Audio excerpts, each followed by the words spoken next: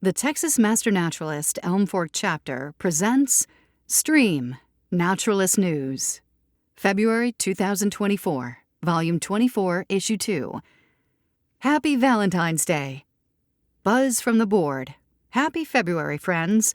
As the month unfolds, we're continuing to celebrate our 25th anniversary, and we are so delighted to introduce a new education and engagement feature, an audio version of our award-winning Naturalist News newsletter.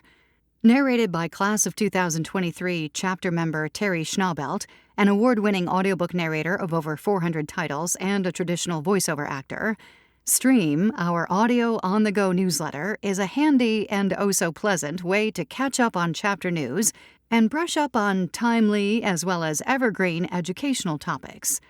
In addition to reading and savoring the traditional digital newsletter, we encourage you to stream the Naturalist News. Continuing the February festivities, our annual awards presentation and celebration will be held during our February 15th chapter meeting. Led by 2023 Acting Vice President Brian Lewis, the awards committee received and vetted member nominations and, as always, selected such wonderful and worthy recipients.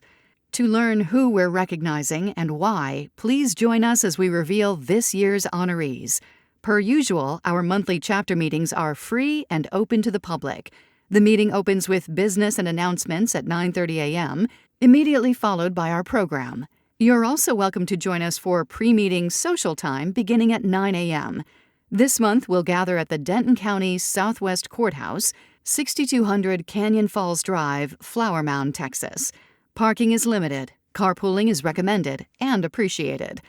One of our favorite annual events is the Texas Native Plant Art Exhibition, now in its 15th year. Led by Class of 1999 chapter member Marilyn Blanton, this year's traveling exhibition features beautiful and creative work by Denton 4th grade elementary students. During the month of February, the exhibit may be viewed at the University of North Texas in the Environmental, Education, Science, and Technology building. Our budding generation of artists and environmentalists is impressive. I encourage you to visit and admire their paintings and drawings as well as their perspectives. Friends, during this month when we traditionally acknowledge those whom we most appreciate, we are so very grateful for you. Thank you for supporting our chapter and our community with your stellar stewardship. And, chapter members, thank you for lending your time and talent to our association. Your volunteerism is truly a work of heart. Catherine. Here's what's new. Congratulations to Class of 2003 chapter member Scott Keister, who recently received the Supreme Service Award bestowed by the DFW Directors Association. Nominated by City of Louisville Parks and Recreation Director Stacy Anaya, Scott was recognized and honored for his remarkable contributions to our area parks and recreation services. For more than a decade, Scott's impact in the DFW area includes, but is not limited to, serving as a founding member and current president of the Friends of Leela, a 501c3 supporting the Louisville Lake Environmental Learning Area, a 2,800-acre preserve which he also stewards and leads as our chapter's project manager. Scott also advised area park design and served on the Community Steering Committee, which developed Louisville's award-winning Healthy Infrastructure Plan. Scott's passion for service, stewardship, education, and outreach, and his ability to mobilize others for the same, is admirable, and we are so glad to celebrate his well-deserved recognition. Beyond his recently bestowed Supreme Service Award, Scott Keister also received the 2023 Spirit of Louisville Award on behalf of our Elm Fork chapter with Class of 2017 chapter member Sue Yost, Chapter Past President Jan Dethridge, and City of Louisville Parks and Recreation Director Stacy Anaya. Free Little Library by Clay Thurmond and Catherine Vargas. If you have been to Clear Creek Natural Heritage Center lately, you may have noticed a new addition, a little free library courtesy of the Denton chapter of Barefoot University Forest School, a nonprofit organization for homeschool nature-based education for K-12 children and their families. Barefoot University was founded in 2019 by Madeline Braden, Class of 2023. Catherine Vargas, class of 2022, shepherded this service project from conception to initial stocking of the library with materials appropriate for various ages as they learn about and engage with nature. While children are the focus, adults are included as well, not just from a homeschooling perspective, but by virtue that a child's interest and engagement will draw in the adults in their lives. As future stewards of the environment, children's participation and learning will rub off on their caregivers. It is a double investment in the future and the present. That is one of the reasons I promote iNaturalist as a family activity that fosters a learning and bonding activity in and of nature for the whole family. This nature-oriented Little Free Library is a great step toward that vision and complements the mission of Texas Master Naturalists. What a great resource this can be for our community. Catherine regularly checks thrift stores for nature-related books, and Denton Barefoot University has a bin of materials for restocking. Please join in and donate to this worthy project. I know I will be looking through my home library and keeping an eye out when at used bookstores. If the Little Free Library is full, you can leave donations with Clear Creek staff or bring them to any chapter meeting, and we will make sure they get into the rotation. Thanks in advance for your help. For more information on Barefoot University, go to barefootuniversity.org. Chapter Meeting and 2023 Annual Awards. Thursday, February 15th, 9 a.m. to 12 p.m. Denton County Southwest Courthouse, 6200 Canyon Falls Drive, Flower Mound, Texas. Texas Master Naturalist Elm Fork Chapter 2023 Annual Awards at the February Chapter Meeting will award Outstanding Service, Volunteer of the Year, and Project of the Year. Awards and Recognition, January 2024. Initial Certifications: Nancy McWhorter, Class of 2022. Chris Rice, Class of 2023. Recertifications: the first to get the new Diamondback rattlesnake pin for 2024. Samra Buffkins, Class of 2023. Mary Sissel, Class of 2015. Andrea Dixon, Class of 2023. David Jones, Class of 2019. Mary Morrow, Class of 2014. Brenda McCoy, Class of 2023. Carl Patrick, Class of 2010. Marissa Shaw, Class of 2023. Catherine Wells, Class of 2017. Diane Weatherby, Class of 2000. Betty Zajac, Class of 2003. 250-hour milestone: Angie Lindsay, Class of 2018. Trish Reyes, Class of 2021. Marissa Shaw, Class of 2023. 1,000-hour milestone: Cicely Pegues, Class of 2015. 2,000-hour milestone: Mike Hatch, Class of 2014. Congratulations. Inside-Outside News, Approved AT. SWAT, Science with Attitude, Monthly Planning Meeting, Advanced Training Continuing Ed. Date, Thursday, February 22nd, 2024. Time, 9:30 to 11:30 a.m. Location, Clear Creek Natural Heritage Center, 3310 Collins Road, Denton, Texas. Business meeting, 9:30 to 10:30 a.m., followed by ATCE. DISD School Days 2024, second graders training led by Sharon Betty and Elise Spain. The SWAT team extends this personal invitation to you to join us at our upcoming meeting. Come learn more about us and how you might fit in. Our program is ongoing throughout the year, and we are always in need of additional volunteers. For more information, please contact Tammy Gurley, Sharon Betty, or Marion Arndt at sciencewithattitude@gmail.com. Monarch Larva Monitoring Program Virtual Training Workshop, Southern States. Saturday, February 24th, 10 a.m. to 3 p.m., with 1 hour break at noon. The Monarch Larva Monitoring Program team from Monarch Joint Venture and the UW-Madison Arboretum co-lead virtual one-day training on how to collect data that contributes to our knowledge about the monarch population. Participants learn about monarch biology, monitoring procedures, and data entry protocols, and are able to ask monarch biologists their questions about monarchs and monitoring. Course fee, $50.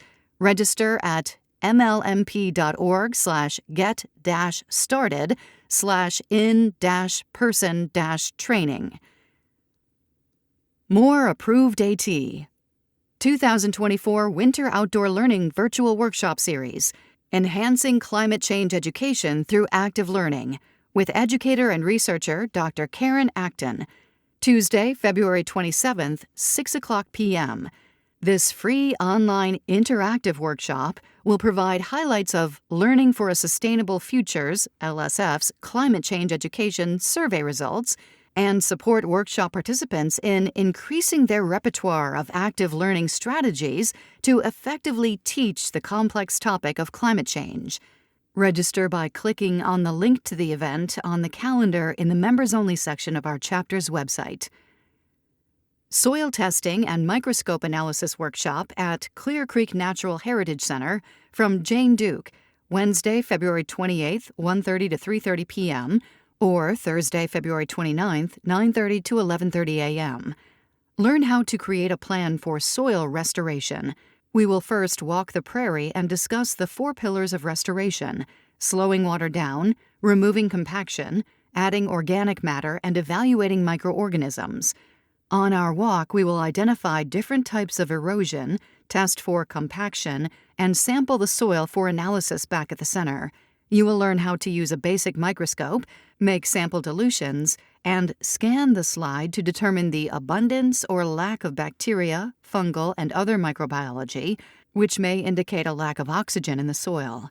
We will compare the Clear Creek soil to composted soil. There will be 5 microscopes set up, and we will work in teams of 3.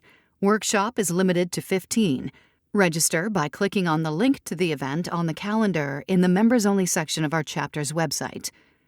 Please bring leaves for Clear Creek composting. More approved AT. Leela Trail Guide Training, Thursday, February 29th, 9 a.m. Leela Nature Preserve, Classroom, and Various Trails. From Aaron Piper, TMN and Outdoor Recreation Supervisor, PARD, City of Louisville, Leela is offering trail guide training Thursday, February 29th to those MNs interested in committing to helping support our environmental education team. We are looking for folks who are interested in leading hikes, helping with school groups, outreach, and other interactive activities, and who will commit to at least 3 opportunities within the calendar year. If you are willing to make the commitment, please email Aaron Piper, Outdoor Recreation Supervisor, at epiper@cityoflouisville.com to obtain the registration link.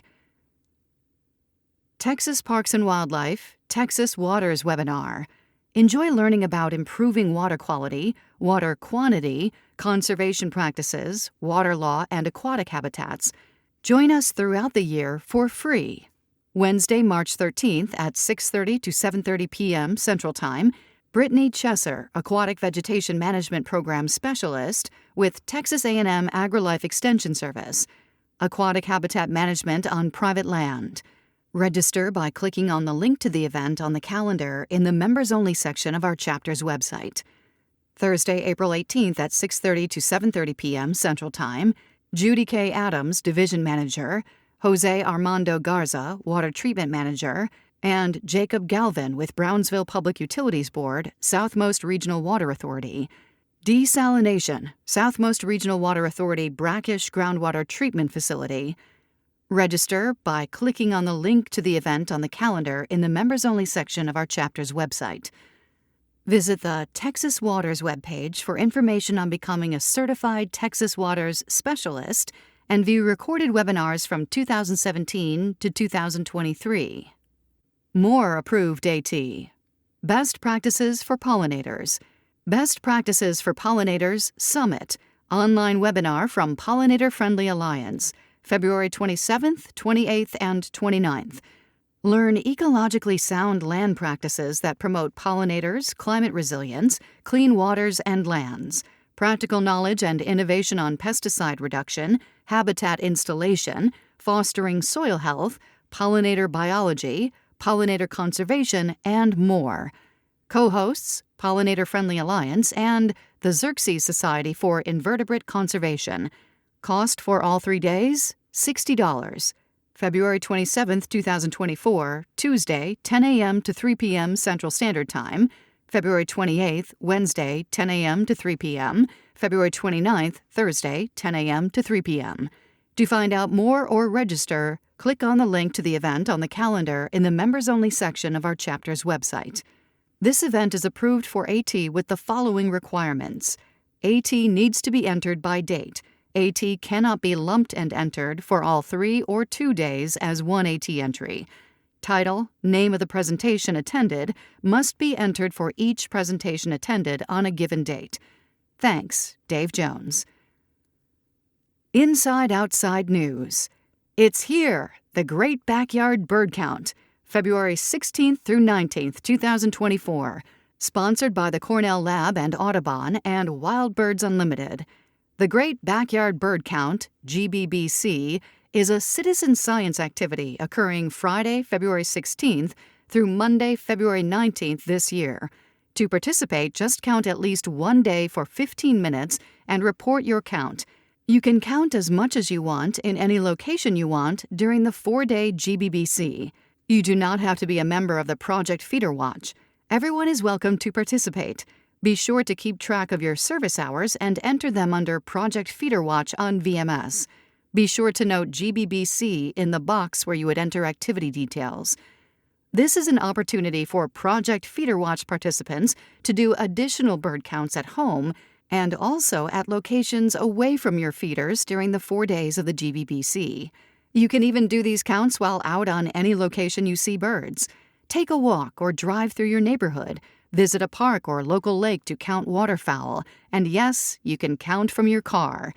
Unlike Project Feeder Watch, there will be a place to note if you are stationary or moving while doing your counts. Be sure to take binoculars and favorite bird guide. Not sure of a bird ID? Snap a photo and look it up later. Everything you need to know to participate can be found on the Great Backyard Bird Count homepage at www.birdcount.org. On the header bar, click on Participate. The drop-down menu includes How to Participate, Using Merlin Bird ID, Using eBird Mobile, Using eBird on a Computer, and My eBird. You will find links to download Merlin Bird ID and eBird Mobile when you click on the menu item and detailed instructions. There are several ways to enter a bird count during the 2024 Great Backyard Bird Count. Use the Merlin Bird ID app, use the eBird mobile app, or use your computer, desktop, or laptop to enter GBBC counts. Log on to the eBird website at ebird.org. Members participating in Project Feeder Watch use your current Cornell Lab ID and password to log in and enter data on the eBird website. You can log your GBBC as service hours on VMS under Project Feeder Watch. Just be sure to note GBBC in the box where you would enter activity details. Submit one or more lists over the 4 days of counting, and you become a contributing citizen scientist. All eBird entries and saved Merlin Bird IDs over the 4 days contribute to the Great Backyard Bird Count. Happy birding! Questions? Please contact Karen Mangum, EFC TMN Project Feeder Watch Coordinator, through projects@efctmn.org or through the Members Area directory on the chapter website. Inside Outside News. Volunteer opportunities. McCord Park Wildscapes, Workshop and Help Day. Monday, February 26th, 9:30 to 11:30 a.m., 1001 Witt Road, Little Elm, Texas. We'll have a hands-on learning session with chapter member Catherine Wells of a brush groom method to thin the native tall grasses in the Blackland Prairie wildscape, and then we'll do a post-winter pruning and mulching of the native plant butterfly and pollinator wildscape. Bring gloves, proper shoes, and your favorite gardening tools. Catherine recommends a small rake for the brush grooming of tall grasses. Sign up by clicking on the link to the event on the calendar in the members-only section of our chapter's website. Ray Roberts Lake Nature Centers. Volunteer slots are available at Isle du Bois and Johnson Branch. Please check your calendars and click on the links to these volunteer opportunities on the calendar in the members-only section of our chapter's website. Website Quick Tips from Andrea Dixon. Here's a refresher. Have you ever met someone in our chapter but couldn't remember their name? Or did you hear their name but don't know the face? Curious about who shares your interests and hobbies? Our member photo directory can help. It's only as good as the information we've received. Please take a look at your information for 2024. To access the photo directory, visit the Members Area page, txmn.org/elmfork/members-area. Type in the website password. Remember, the password change was February 1st, 2024. Scroll down to the Membership Directories section and click on Photo Directory. Enter the website password in the box and click Enter. To update your photo, send a new photo to directory@efctmn.org. Projects in the community. The Texas Native Plant Art Exhibition. The Texas Native Plant Art Exhibition is now at the UNT Elm Fork Education Center in the ESAT building, 1704 West Mulberry Street. All of the artwork that received a ribbon is displayed. The pictures are grouped by schools. It's a beautiful exhibit. I hope you have an opportunity to see it. Thanks, Marilyn Blanton. Projects in the community. Leave No Trace Recap from Clay Thurmond. The 3-day Leave No Trace LNT January 2024 Spotlight on Clear Creek Natural Heritage Center began with a well-attended workshop on effective communication of Leave No Trace presented by LNT teams from Boulder and Minneapolis. While, to an extent, it was preaching to the choir, the workshop introduced some new tools and perspectives that are transferable to guiding and interpreting. The second day was a stewardship workday, with crews picking up trash along the road and some trails, although most trails were quite muddy and wet from the recent rains, and became more so after Friday night's rain.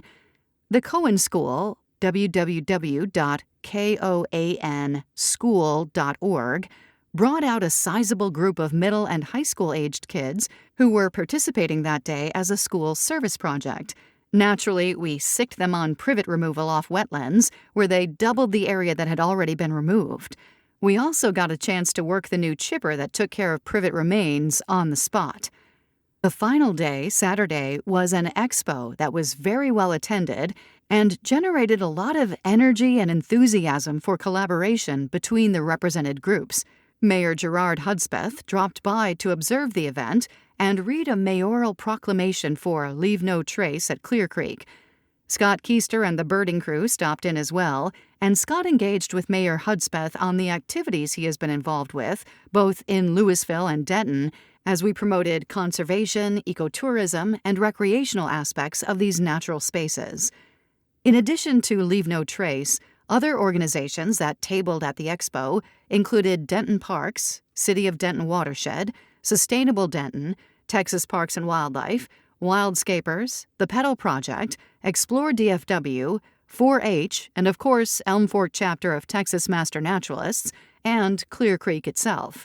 Numerous conversations and connections between these groups will lead to collaborations and a synergistic momentum for our common interests.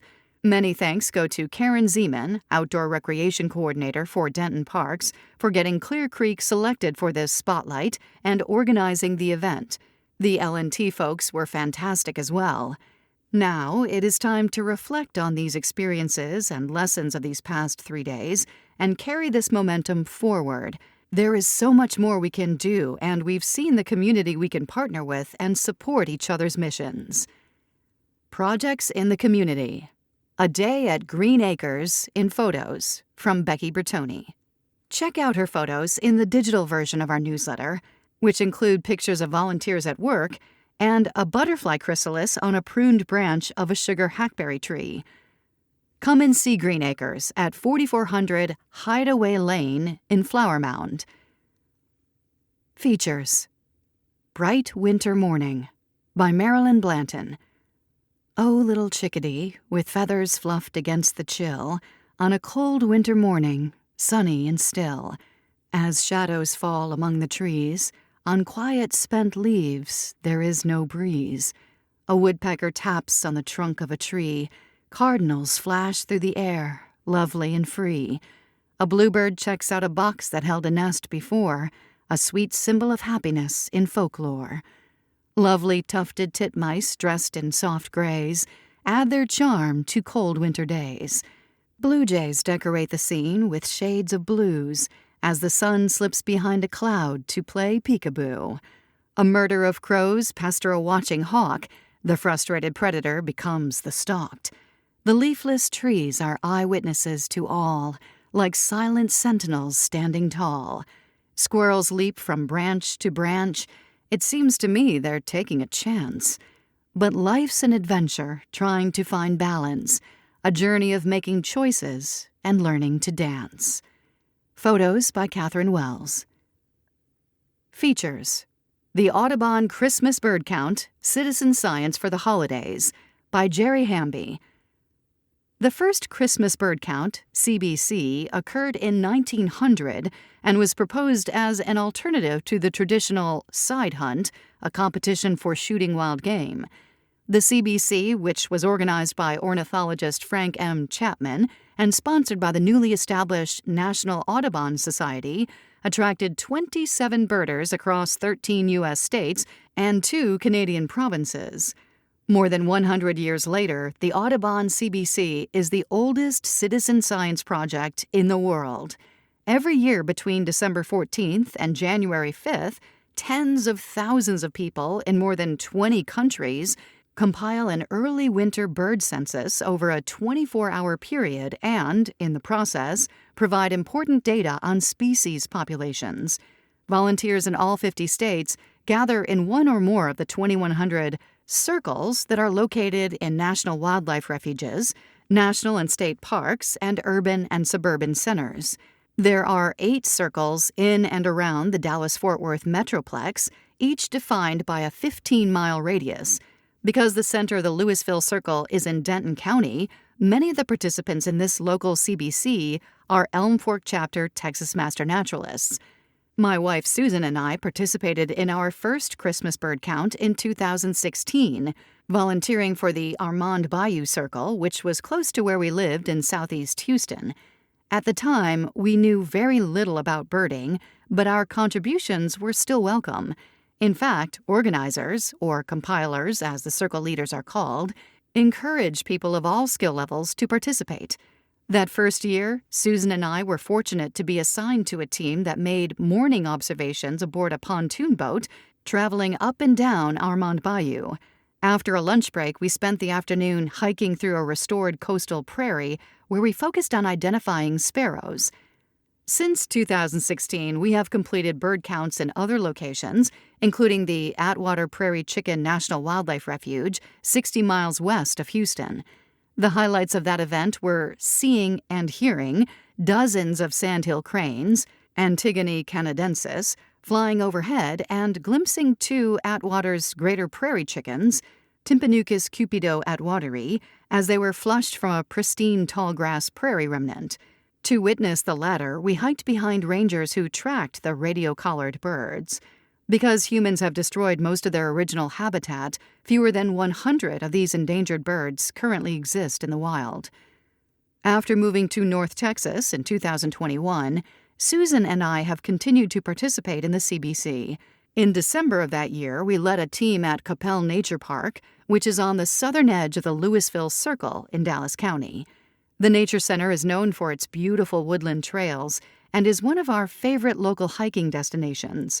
For the past 2 years, we have led the team for Zone 8, which includes green spaces in Louisville and Flower Mound.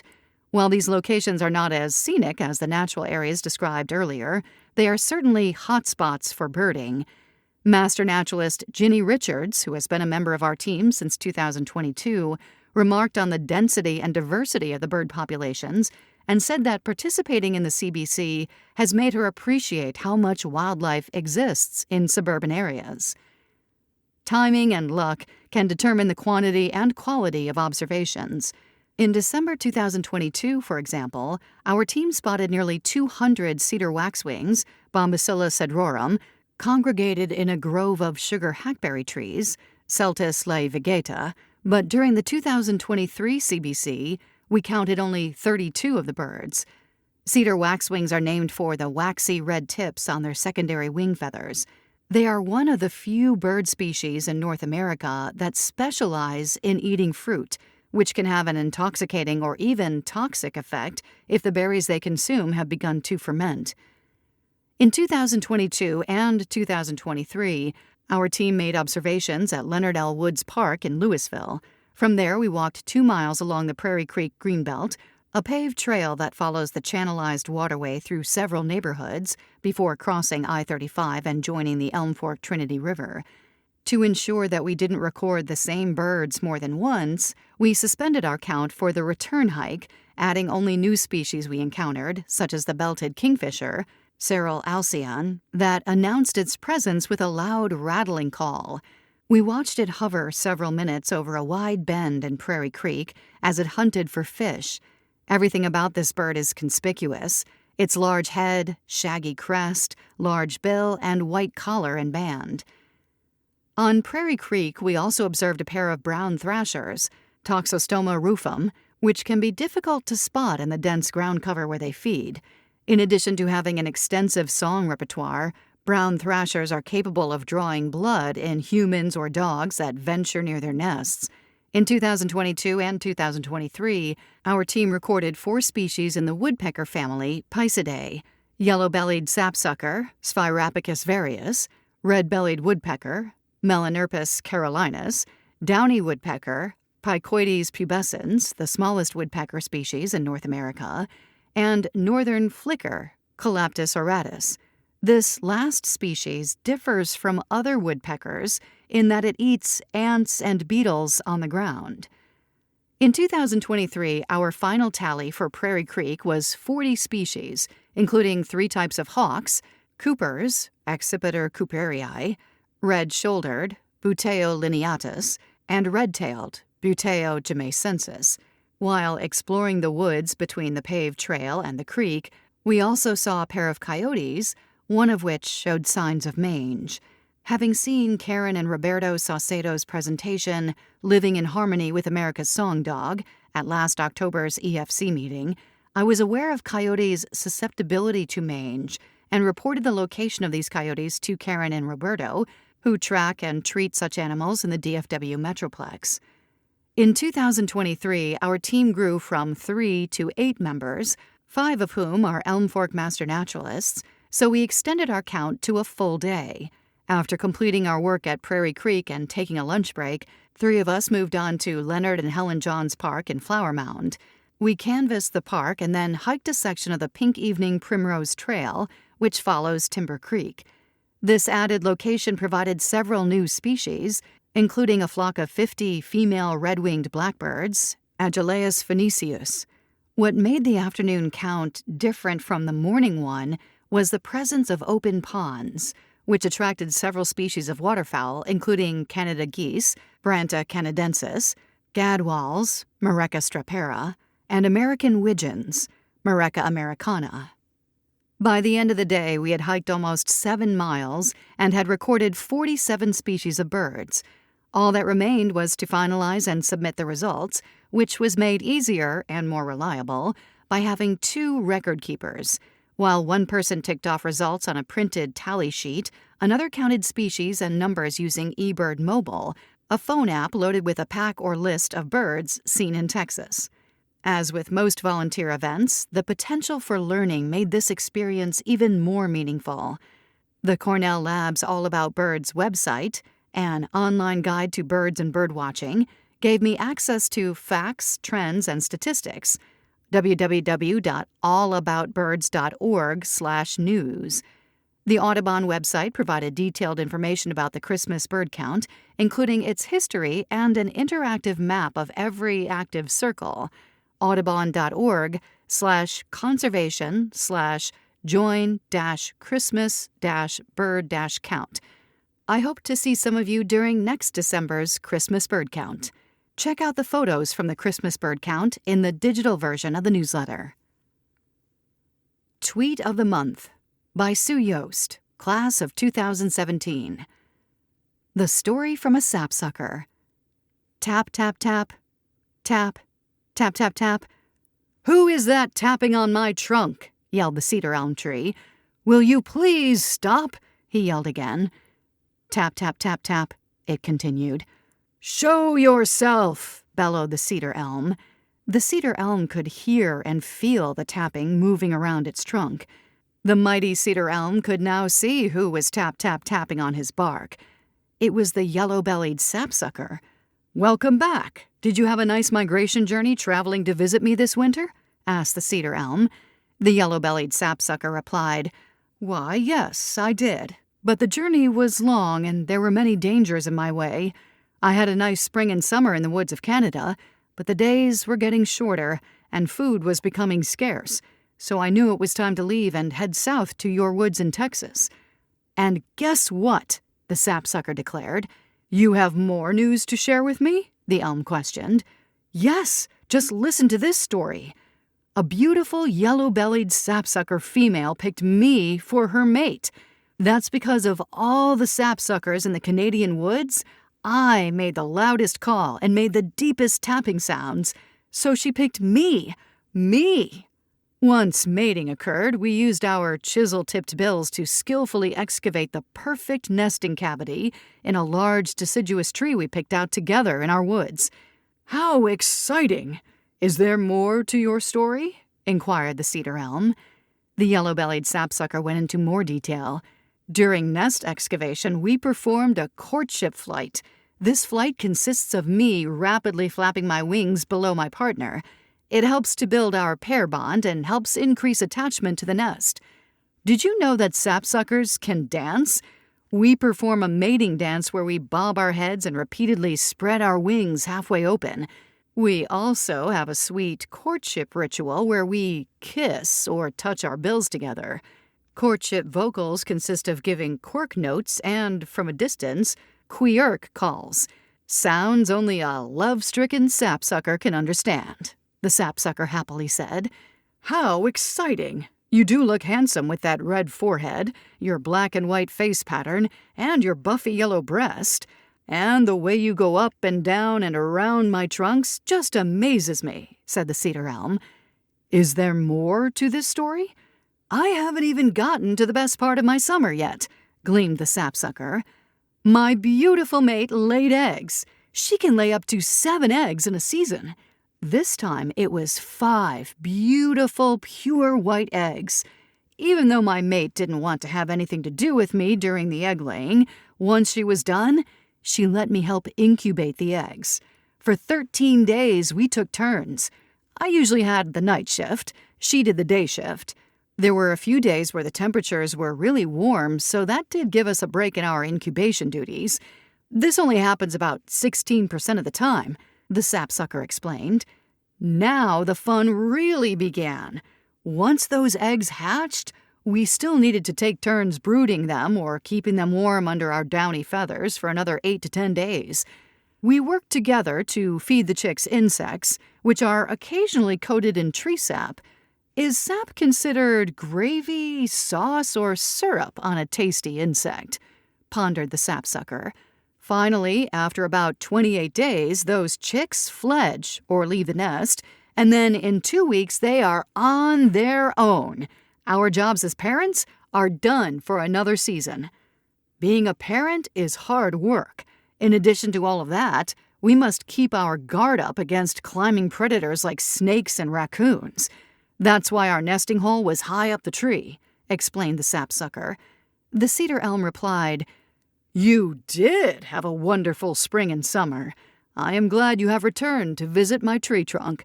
I know the tiny round holes you drill in neat horizontal rows will cause damage, possibly causing insects to attack me. I will still allow the holes to release my sticky, sweet sap for you to enjoy while you winter in my woods. All good things take time, so please be patient with me. The sap will slowly drip down my bark for you. You will be able to dine on a smorgasbord of insects that also like my sweet sap." Then mighty cedar elm said, "I will let you get back to enjoying your winter visit in my Texas woods. But please be sure to stop and say goodbye when the northern Canadian woods start calling you home this spring." "Thank you for hosting my winter vacation. I will certainly fatten up on your sweet insect-attracting sap before I embark on my 1,900-mile journey to the northern woods, where my yellow-bellied sapsucker adventures start all over again. Tap, tap, tap, tap, tap, tap. Sapsucker trees can be found at Leela on the Cicada and Cottonwood trails. Have you found any on your hike? See the photos that accompany this article in the digital version of our newsletter. Texas Master Naturalist Elm Fork Chapter 25th Anniversary Special. 2024 marks the 25th anniversary of the Elm Fork chapter of Texas Master Naturalists. All year, we'll be looking at milestones in the chapter's history through articles, illustrations, and the recollections of our members. If you have a story or anecdote to share about your experiences in the Elm Fork chapter, please contact Samra Sam Buffkins, class of 2023. Elm Fork Chapter Takes Root in 2000 by Sam Buffkins, class of 2023. The second training class for the Denton County Master Naturalist Association, as it was called then, began in September 2000 with a roster of instructors from a wide variety of institutions all over the Metroplex, and some of those instructors still work with us today. While there wasn't yet a textbook, the curriculum was evolving to give trainees statewide a comprehensive understanding of our natural world and ways to communicate about it to diverse audiences. John Cooper, horticulturalist for the Denton County office of the Texas Agricultural Extension Service, as it was known then, coordinated and led the 10-week program. The Clear Creek Natural Heritage Center, as we know it, didn't exist, and Leela as a research, restoration, and public use facility was in its infancy. Class field trips and study areas included the Heard National Science Museum in McKinney, the Fort Worth Nature Center, the Louisville Independent School District Outdoor Learning Area, the Louisville Aquatic Ecosystem Research Facility, Clymer Meadow in Greenville, a privately owned Denton Wildscape and Hidden Cove Primitive Area near Frisco, among others. Dave Rowley, a member of the class of 2000, remembers being excited to learn about things he never had the opportunity to experience when he was younger. I was a Boy Scout and always wanted to be a forest ranger, but that didn't happen, Rowley said, explaining he went on to a career as an engineer. I always missed the experience of being a forest ranger. Becoming a master naturalist allowed me to learn and to do things I never had the opportunity to do before. Diane Weatherby was also a member of the class of 2000, and she recalls that in the early years, the different groups in the area worked together as the state organization expanded. We had campouts, field trips, potluck dinners, and built trails together. There weren't as many places to volunteer as we have now, so we had to be creative. An example of that creativity occurred with one intern who had a job and children at home. She needed to find a volunteer project where she could get her 40 hours in on a regular schedule. Weatherby recalls, "The Leela office was at an old Corps of Engineers building on Mill Street. We didn't have the greenhouse, but we wanted to grow plants for prairie restoration, so Richard Freiheit started plants in pots in the parking lot. This volunteer worked on them every Wednesday, and that's how Richard's Wednesday workdays got started." Rowley became involved with aquatic plant projects at the Upper Trinity Water District. "I didn't know a thing about them and really enjoyed working around water and water plants and seeing what happened when those plants grew," Rowley recalls. "It became a real advantage to the city to have a variety of plants in places like Cross Timbers Park." Look for a future article about master naturalist involvement in the development of Cross Timbers Park in Denton. Rowley also became involved in building trails at Clear Creek. "Working out there didn't seem like work at all. It's really fun." Newsletters from the early years of the chapter, emailed bi-weekly, reflect activities like canoe trips, picnics, wetlands construction, and building a network of bat and purple martin houses along the Greenbelt. The group was small enough that most people mentioned were identified by their first names only. Master naturalists were routinely invited to TxDOT project meetings to help with plant selection and identification related to highway expansion projects. Organizations like Keep Louisville Beautiful put out a call for members to volunteer on their boards. "We didn't have formal projects like we do now. We just saw something that needed to be done, got folks together, and did it," said Weatherby. In some ways, I miss the spontaneity, but the chapter has grown so much we need organization and accountability, especially to demonstrate success so the sponsoring partners can maintain funding. Another project was restoring the bottomland hardwood forest in the Greenbelt, identified as ideal habitat for wildlife with food, cover, and water. This project connected fragmented patches of land cleared by settlers over 100 years ago for agriculture, building materials, and oil wells. Returning the land to an approximation of its natural state got a boost from the planting of shumard and bur oaks among the other native trees like cedar elm, hackberry, green ash, and cottonwood that were naturally reseeding there. Throughout the year, master naturalists and master gardeners teamed up to landscape the new Louisville Independent School District outdoor learning area, digging a pond, transplanting native grasses and plants from other locations, and nursing the new gardens through the hot, dry summer that year. There were lots of native plants that we dug up from various locations, Weatherby remembers. We installed a solar-powered pump on the pond and landscaped around the temporary buildings. In 2000, working with native plants and landscaping was new to many gardeners and volunteers. Learning on the job was as important then as it is today. Weatherby laughed as she recalled, "I was weeding around a building and Rika Potens walked up and asked about the Dutchman's pipe vine, Aristolochia tomentosa. I had pulled them all up." We laughed. Weatherby wanted to emphasize that it's important for naturalists, especially new graduates, to relax and realize we're human. We don't have to be perfect. Timekeeping in those days involved filling in a spreadsheet. People filled it in when they thought of it, often waiting until the end of the year to record all their hours. We'd write in, "I worked for 3 hours at Listela." Both Weatherby and Rowley are proud of their accomplishments of the Master Naturalist program over the years. "My job required me to lead meetings and give talks, and I hated that," Rowley said. "It was the last thing I wanted to do when I retired. But early on, the chapter needed those skills, and I was glad to help get things organized over time."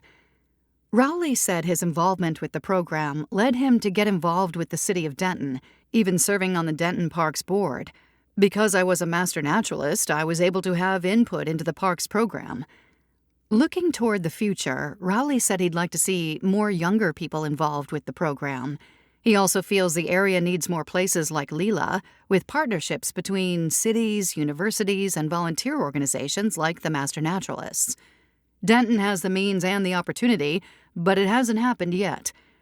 Weatherby concurs. "We need more pocket prairies."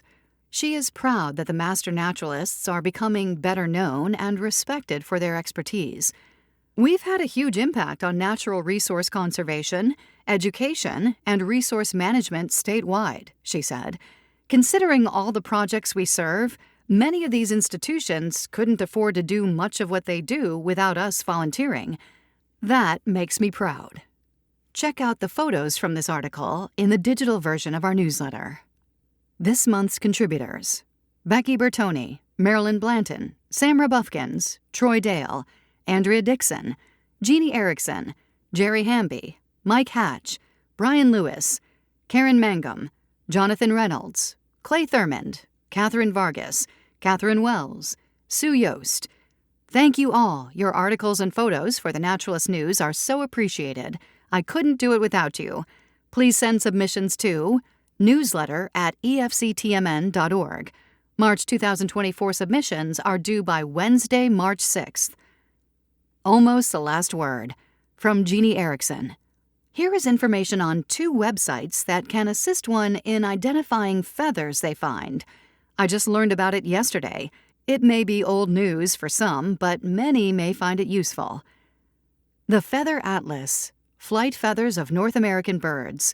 Identify Feather Tool, U.S. Fish and Wildlife Service, Forensics Laboratory.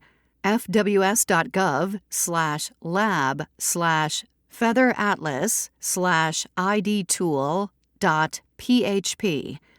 Tabs include Identify My Feather Tool, Browse Scans, Search Scans, Glossary Illustrated, and more information about the scans, about our methodology, how to determine feather position, feathers and the law.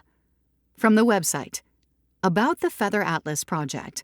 For each species, the Feather Atlas typically illustrates all the primaries, outer wing feathers, usually 10 to 12 secondaries, inner wing feathers, and 6 retrices, tail feathers, from an individual bird. Some scans from the early days of the Feather Atlas show a combination of primaries and secondaries, wing scans. We are in process of rescanning these to show separate images for primaries and secondaries. In all cases, the feathers from the right wing and left side of the tail are shown, with the outermost feather always on the left. Feathers are shown in dorsal view. For a few species with distinct patterns on the underside of the feathers, a ventral view is also provided. A data table of total feather lengths and vein lengths is provided for each scan, beneath the image of the scanned feathers. This table also summarizes age, sex, and locality data for the specimen represented in the scan. For more information on how the scans were created, go to the methodology section. Definitions of feather terms with illustrations can be found on the glossary page. All feathers on the Feather Atlas came from salvaged dead birds. No birds are killed to provide specimens. Feathers and the law. Feathers are beautiful and remarkable objects. If you find feathers in nature, please appreciate, study, photograph them, and leave them where you found them. Under federal law, it is illegal to take them home. Featherbase. featherbase.info/en/home. From the website. Since the 20th century, scientific ornithology has been closely linked to the conservation of birds. The study of feathers is a factor that is often overlooked. In museums, the majority of their bird skin collections are archived, stored away in drawers under lock and key, and only ever seen by a very selective audience and not the general public. Being able to touch, feel, and study a feather in the hand engages people, especially children, with nature. What child hasn't stopped to pick up a feather in a park or their backyard and marvel at it, and wonder what bird it came from?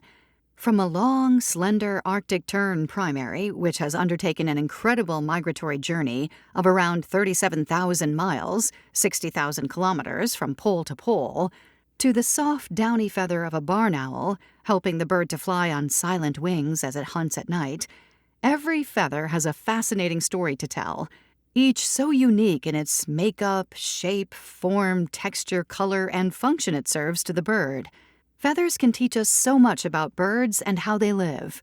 They bring people closer to the natural world, and therefore play an important role in its preservation. Featherbase is a working group of German feather scientists and other collectors worldwide who came together with their personal collections and created the biggest and most comprehensive online feather library in the world. Using our website, it is possible to identify feathers from hundreds of different species, compare similarities between them, work out gender or age-specific characteristics, and look at the statistics of countless feather measurements. In contrast to the conventional work of museums, Featherbase is much more oriented towards the general public, allowing not just enrolled scientists the opportunity to gain access to the collection, but anyone with an interest in studying birds and their feathers. Featherbase also frequently collaborates with scientific or educational organizations by offering images, data, or teamwork in general. Featherbase works completely independently, without administrative affiliation, and first and foremost, without commercial interests. We are a nonprofit-making entity and funded entirely by our own contributors. The collecting of feathers and skins for our database is approved by the relevant authorities, and for any protected, CITES-listed species held, we are fastidious about maintaining records of their origin. Almost the last word. In honor of President's Day, from Sue Yost. White House Pets. Excerpt from Bird Brain Teasers, Patrick Merrill. Many U.S. presidents have had pets of the avian persuasion. Washington, Polly the Parrot. Jefferson, Dick the Mockingbird sang German and French folk songs, perched on the president's shoulder and hopped up the stairs after him. Jackson, a parrot named Paul. Tyler, Johnny Ty the Canary. Buchanan, 2 bald eagles. Lincoln, Jack the Turkey was saved from the Thanksgiving table by pleas from one of Lincoln's sons. Grant, roosters and a parrot. Hayes, 4 canaries and a mockingbird. Cleveland, canaries, game chickens, and mockingbirds. McKinley, Loretta, a Mexican double yellow-headed parrot, and chickens. Teddy Roosevelt, Eli Yale, the blue macaw, Baron Spreckle, the hen, a barn owl, 2 parrots, and a one-legged rooster. Wilson, chickens. Harding, canaries, and a turkey. Coolidge, Nip and Tuck, the canaries, Snowflake, the white canary, Old Bill, the thrush, Enoch, the goose, and a mockingbird. Hoover, a bird named Caruso. Eisenhower, a bird called Gabby. Kennedy, Robin the canary, Bluebell and Marybell the parakeets. Lyndon Johnson, lovebirds. Almost the last word. New AgriLife office location, 611 Kimberly Drive, Hulcher Building B, Suite 114, Denton, Texas 76208. Office phone numbers remain the same. New resource room location, Frederick P. Herring Building, 191 Civic Circle, Louisville, Texas 75067. SWAT resources are housed at the Hulcher Building. Almost the last word. Stream, the Naturalist News. Our newsletter is now available in audio format so you can listen while you do your TMN thing, or on your way to the next meeting. The Community Cleanup Events Project. The Community Cleanup Events Project has a new project manager. Marty Newman will now be responsible for approving all cleanup events and making the necessary chapter announcement for each event as it is scheduled. The sponsoring community will be in charge of all scheduling and information regarding their own event. Chapter members may propose events for our participation by contacting Marty well in advance of the event. Only trash pickup sponsored by a community will qualify for this project. Marty can be reached through projects@efctmn.org or the Members Area Membership Directory on our website. 2024 Elm Fork Chapter Texas Master Naturalist Chapter Dues. Reminder to please update your personal information in VMS. 2023 class members do not need to pay dues in 2024. Dues are on a sliding scale. $30 if paid February 1st through end of February, $40 if paid March 1st or later. After March 31st, a member who has not paid their dues will be moved to inactive status in VMS. Pay online with a credit card or PayPal via the Pay Now button below. There is a $1 convenience fee to pay online. If you prefer to mail a check, make a check payable to EFCTMN and mail to Mike Hatch, EFCTMN Treasurer, P.O. Box 1113, Gainesville, Texas 76241. Almost the last word. One of my favorite images of our small, beautiful world is of morning's first light sweeping around the globe, continuously, relentlessly, forever circling and returning to repeat the cycle. Always, somewhere it is dawn, and always, somewhere, the birds are singing. Don Kreutzma, birdsong expert and author of The Singing Life of Birds. Happy Valentine's Day to you all. Who we are. Texas Master Naturalist Elm Fork Chapter, txmn.org/elmfork. Officers, President Catherine Wells, Vice President Larry Duncan, Treasurer Mike Hatch, Secretary Jane Duke. Board positions, Immediate Past President Jan Dethridge, Member at Large Eric Houston. Board Directors, Membership Sharon Betty, VMS Jim Gerber, Initial Training Elise Spain, Communications Fran Whitty, Volunteer Service Projects Larry Duncan, Interim, Advanced Training Programs David Jones, Outreach Adult Education Trish Reyes, New Class Representative Andrea Dixon. Chapter Advisors, AgriLife Zach Davis, Texas Parks and Wildlife Mindy Shoemate. Our mission: to develop a corps of well-informed volunteers to provide education, outreach, and service dedicated to the beneficial management of natural resources and natural areas within their communities for the state of Texas. Our vision: in our community, Elm Fork Chapter of the Texas Master Naturalist will be recognized as a primary source of information, education, and service to support natural resources and natural areas today and in the future. Regular monthly chapter meetings.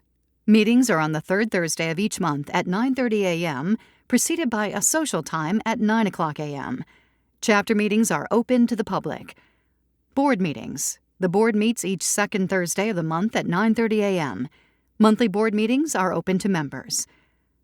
Educational programs of the Texas A&M AgriLife Extension Service are open to all people without regard to race, color, religion, sex, national origin, age, disability, genetic information, or veteran status.